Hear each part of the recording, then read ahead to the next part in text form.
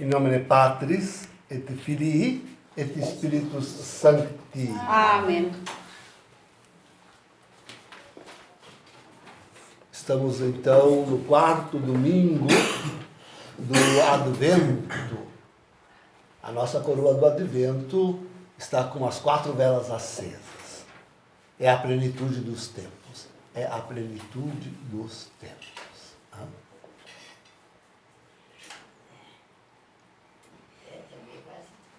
É certo que... Coisa interessante isso, eu acho engraçado. Nós pensamos que a plenitude do tempo tinha que ser o nosso tempo. Oh, só agora a ciência, só agora a técnica, tal qual. Não obstante, na verdade, a plenitude dos tempos é há 2000 anos atrás. 2000 anos. Agora nós estamos no declínio, na precipitação da plenitude dos tempos. Estamos no seu maior declínio, um declínio jamais visto.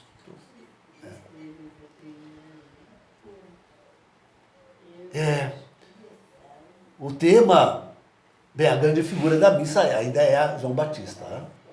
Ainda é João Batista. Na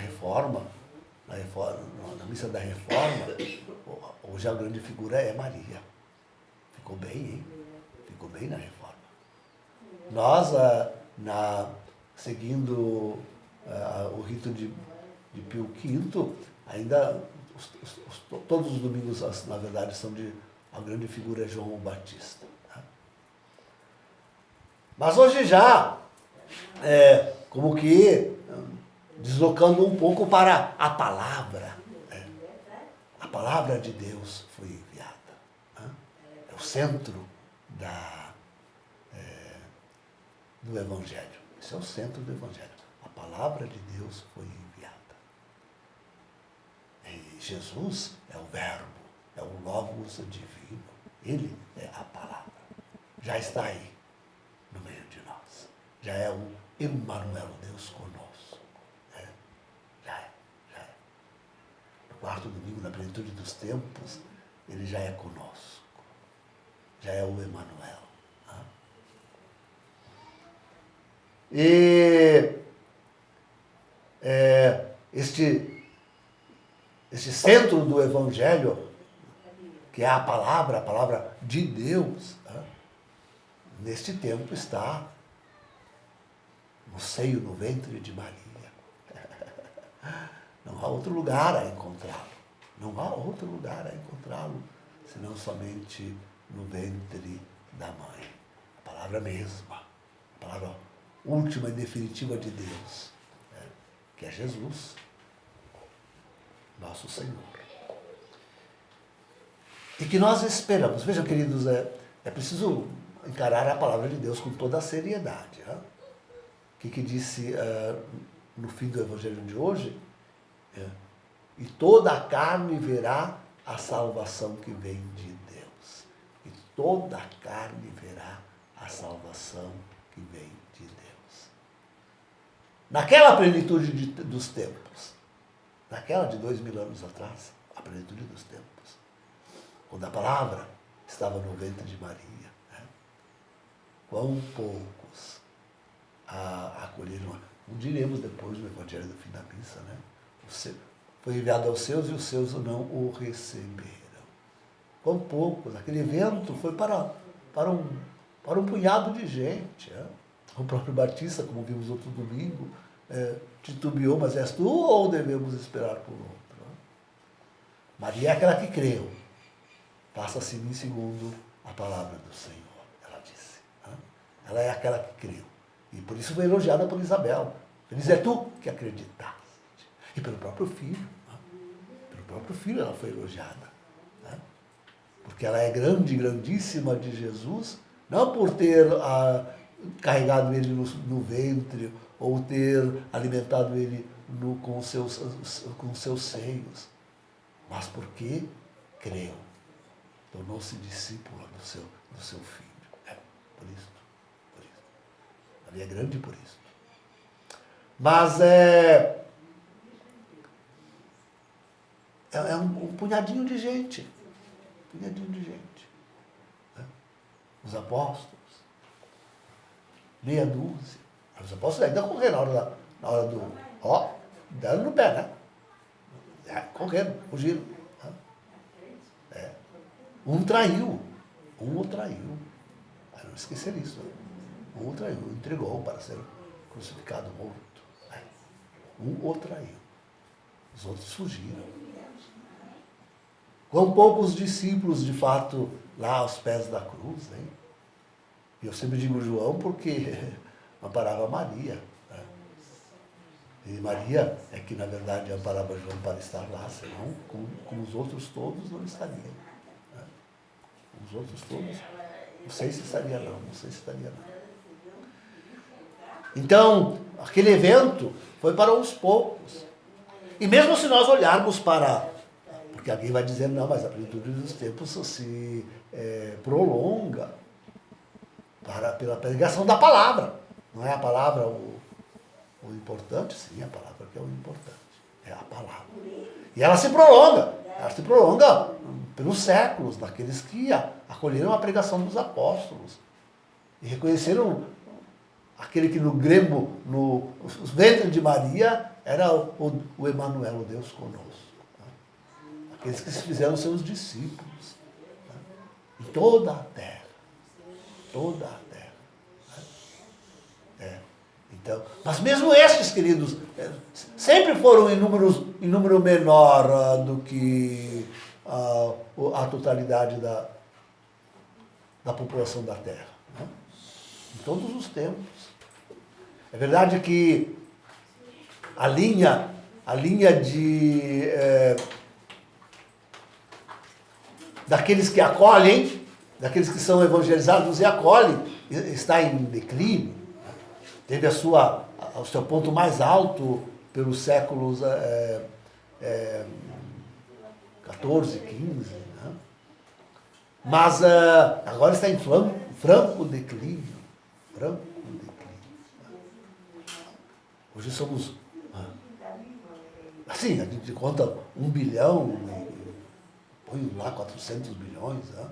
Mas a humanidade está com mais de 7 bilhões, ainda somos poucos. Ainda não são todos. São 7 bilhões a humanidade. Por isso digo, não, toda a carne verá a salvação de Deus. Agora, nessa segunda plenitude dos tempos, que é o retorno do Senhor em glória e majestade, aquilo que nós anunciamos. Aí sim se cumprirá esta palavra. E toda a carne verá a salvação de Deus. Hã? Só então. É. Não há duvidar disso. O problema sempre, de fato, é saber identificar a plenitude dos tempos.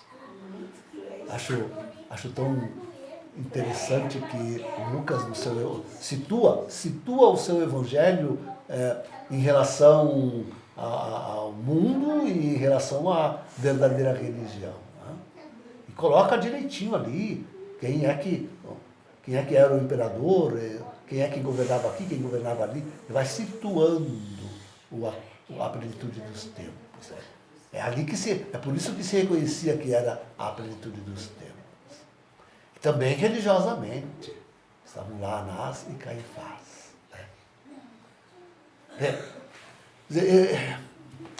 Que eu me debato realmente em dizer que os homens de hoje precisam reconhecer o tempo que nós vivemos.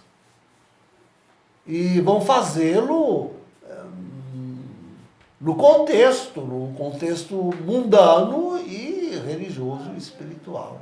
É nesses dois contextos que devem estar atentos para poder identificar o tempo que nós vivemos.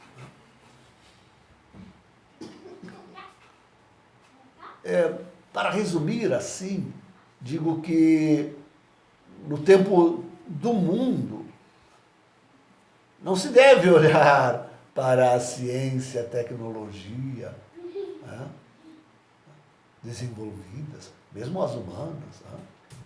direito, o Estado do direito. O povo no poder com o voto. Isso me dá raiva, não gosto nem de lembrar, que eu já começo a ficar bravo. O povo no poder já começa a ficar bravo.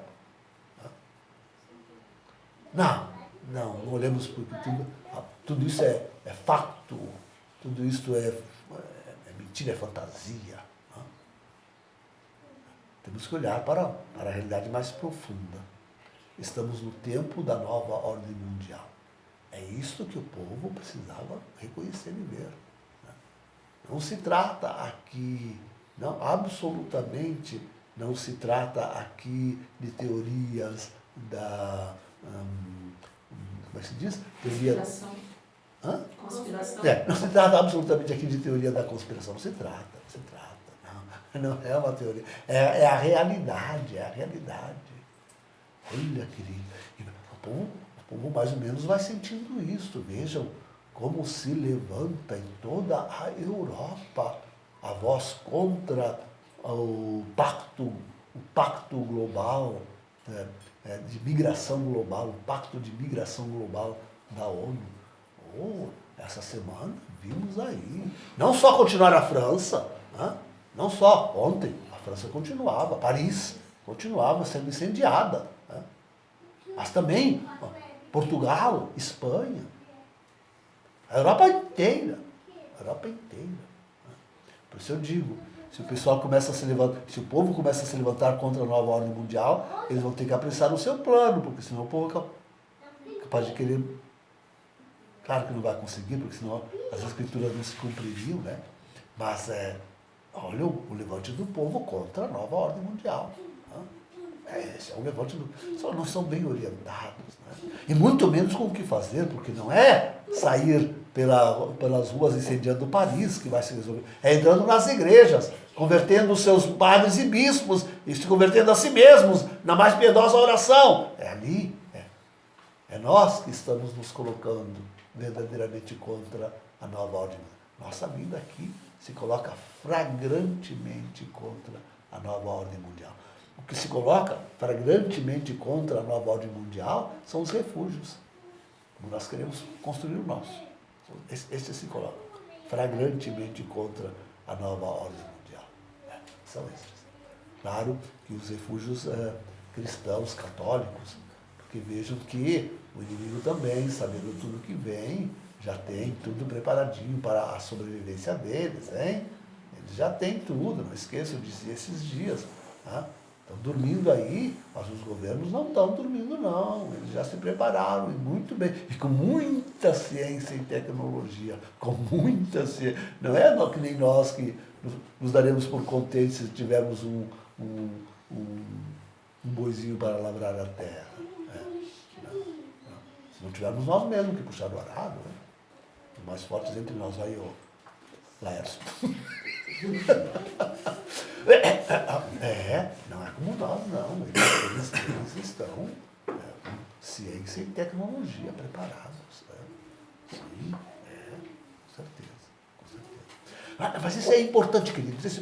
Para entender o tempo que nós vivemos, nós precisamos compreender que tudo está conspirando para o sucesso da nova ordem mundial. E quando digo isso, eu digo até desses movimentos. Porque esses movimentos não se fazem religiosos. Eles vão para a rua, em quebradeira, em revolução social, e a nova ordem mundial quer isto. Eles precisam disto. Até para que aconteça a quebra econômica, para que aconteça a guerra mundial. Eles precisam disso.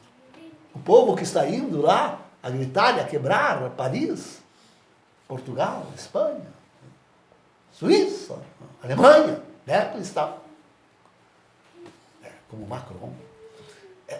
Eles, na verdade, estão seguindo o plano da nova ordem mundial. É preciso ter muita perspicácia, muita sabedoria para entender que realmente aqui se trata de uma luta espiritual. Antes de tudo e de mais nada, é uma luta espiritual que nós vivemos. E não é com armas de fogo. Não é com a quebradeira dos coletes luminescentes. Não é com isto que se salvará o mundo. É com o terço, é com o rosário na mão, é com a Eucaristia bem celebrada. É aqui que nós nos opomos à nova ordem mundial. Bom, veja, nós damos uma só paulada, mas acertamos dois. Porque além da nova ordem mundial, o outro contexto que se tem que ver é o religioso. E o contexto religioso é justamente aquele da destruição das santas, da sagrada religião. Da verdadeira religião. É só o que interessa, só o que importa. Escravizar a sagrada religião. Pô-la debaixo dos pés do anticristo, do falso profeta do anticristo e da adoração a Lúcifer. Esse é o contexto religioso. Esse é o contexto religioso. Imagino que tenha muita gente vibrando, que lá nos Estados Unidos agora, a grande maioria dos estados, a grande maioria dos 50 estados norte-americanos estão investigando todas as dioceses, todas as igrejas, todos os padres, todos os bispos, colocados lá, né, sob suspeita e investigação. A coisa está feia nos Estados Unidos. Mas enquanto nós não virmos que estamos sob o falso profeta, que a figura da segunda besta apocalíptica já está aí dominando o mundo, enquanto esse povo católico estiver ainda em adoração, é isso que fazem. Francisco, não temos solução. Porque enquanto... Veja uma coisa como é que é. Enquanto nos Estados Unidos, a grande maioria dos estados está aí investigando a igreja. Marx, o cardeal aquele lá de Colônia, na Alemanha, que é um dos 9 cardeais que assessoram Francisco desde o início do seu antipontificado, Marx acaba de dar uma entrevista lá na Alemanha dizendo, não, Francisco está disposto a discutir a doutrina da igreja em relação à sexualidade. Está disposto? Claro. Amor de Letícia, por favor. Diz ele que Francisco está disposto mas, queridos, e colocam tudo sob o signo, não outro que aquele que Francisco diz, isto é, do clericalismo. Porque com isto eles querem, com esse problema na igreja, eles querem desviar mesmo da homossexualidade, que não querem de jeito nenhum colocar ali o acento, mas colocar no sacerdócio, para tirar o sacerdócio da igreja. E vão começar com isso sobretudo aqui no Brasil. Estamos aí para vivenciar, para celebrar aí o sínodo da Amazônia, da Pan-Amazônia. O sínodo da juventude. Qual foi o maior resultado do sínodo da juventude? Sabe qual foi? Uma coisa que nem se discutiu antes. Olha como este homem é um ditador. Nem que se discutiu antes, e não estava na pauta. É a sinodalidade da igreja. Esse é um grande resultado do sínodo da juventude. A sinodalidade da igreja. Não estava nem... Era sobre os jovens. Não é sobre a estrutura da igreja ou algo. Não, a juventude que era a pauta. Saiu o quê? O resultado é a sinodalidade da igreja. O que pensam que vai sair agora do sínodo pan-amazônico? É o sacerdócio que se visa. Tudo isto, na verdade, visa a destruição da Igreja Católica, da sua tradição, da sua doutrina, do seu direito, do seu evangelho, dos seus dogmas, da sua moral, tudo isso. É preciso olhar esses dois contextos, da nova ordem mundial e da ordem religiosa, para a gente poder ver que de fato, dizer, a grande palavra do Evangelho, outra grande palavra do Evangelho é preparar o caminho do Senhor. Esse é para nós, viu? Este é para nós. Porque assim como está tanto a situação mundial quanto religiosa, resta a nós preparar o caminho. E não há outro modo de preparar o caminho para o retorno de Jesus, o modo mais sério, mais eficaz, mais querido por Deus, melhor para preparar o caminho do retorno de Jesus, não é outro senão somente a criação de refúgios. E a vivência nos refúgios, de uma espiritualidade forte, profunda, eclesial, católica, e o labor, o trabalho humilde, fincado, para a sobrevivência. É isso. Queridos,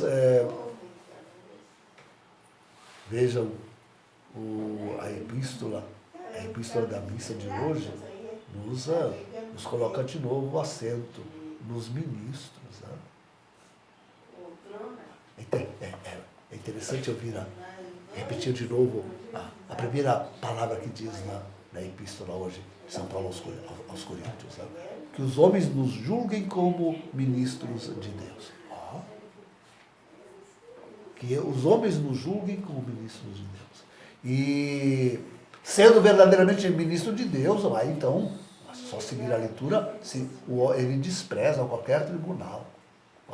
E nem a si mesmo ele se erige como tribunal da própria consciência. Nem da sua própria consciência ele se erige como tribunal. Deixa para Deus julgar. Mas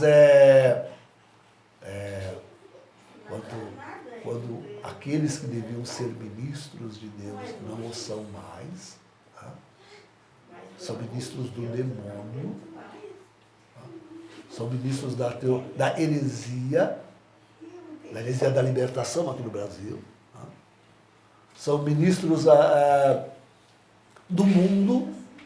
Olha a prostituição desta contra-igreja, que encampa todos os discursos do mundo, da ONU, o povo gritando nas ruas contra a nova ordem mundial, contra esta abertura de fronteiras no Pacto Global de Imigração. Francisco Parolin e Companhia Limitada lá no Vaticano a aplaudir, a apoiar, e ele continua no seu discurso. Não, tem que receber a todos, não pode. É um mundo sem fronteiras, não existe mais pátria, não existe mais nação.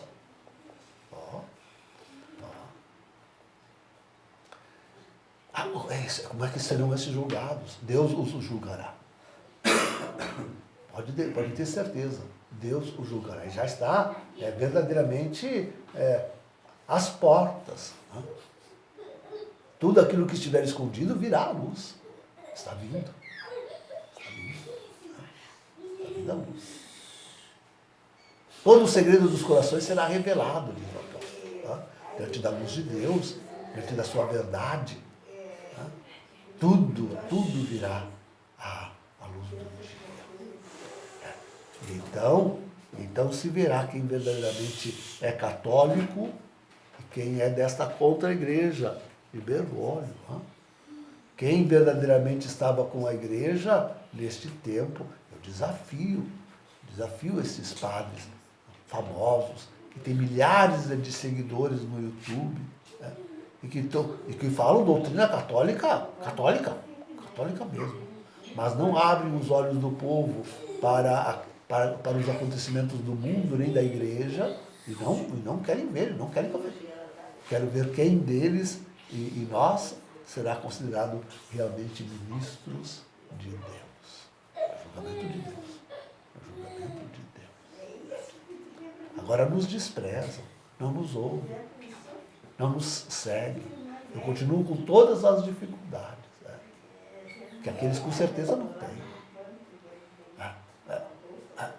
Mas não acusam, não enxergam e não fazem ver.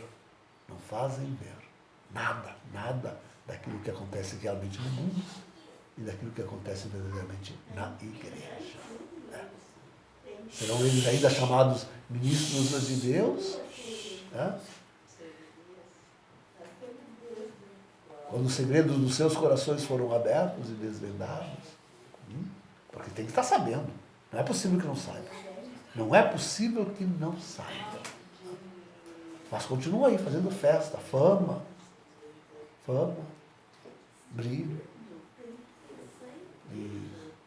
Mas trabalho verdadeiramente para Deus. Quem realmente está fazendo dos ministros de Deus? Quem realmente está fazendo? Difícil, hein? Muito difícil. Muito raro. Agora temos algum bispo, né? Todos meio trôpegos. Vejo que Dom Nutella lá na Itália continua tentando firme. Mas não me ouve. Preciso me ouvir para ter a integridade daquilo que acontece na vida. Preciso me ouvir. Todos precisam me ouvir. Sempre digo, a começar por Bento XVI, que na sexta-feira recebeu lá os cumprimentos, o Feliz Natal de Francisco. Ora. Receber Feliz Natal de Francisco, por favor, faça-se de doente, não saia da cama, entre no banheiro e se feche lá dentro, diz que não pode receber ninguém, que está mal, mas não. E sai na mídia, Francisco não faz questão de que saia na mídia a sua caridade para com Bento XVI. Estamos assim. E os pobres católicos todos nessa ilusão. É a nossa situação. Estes são os ministros de Deus. Não nós, hein? Para eles não nós. Em nome do Pai, do Filho e do Espírito Santo. Amém.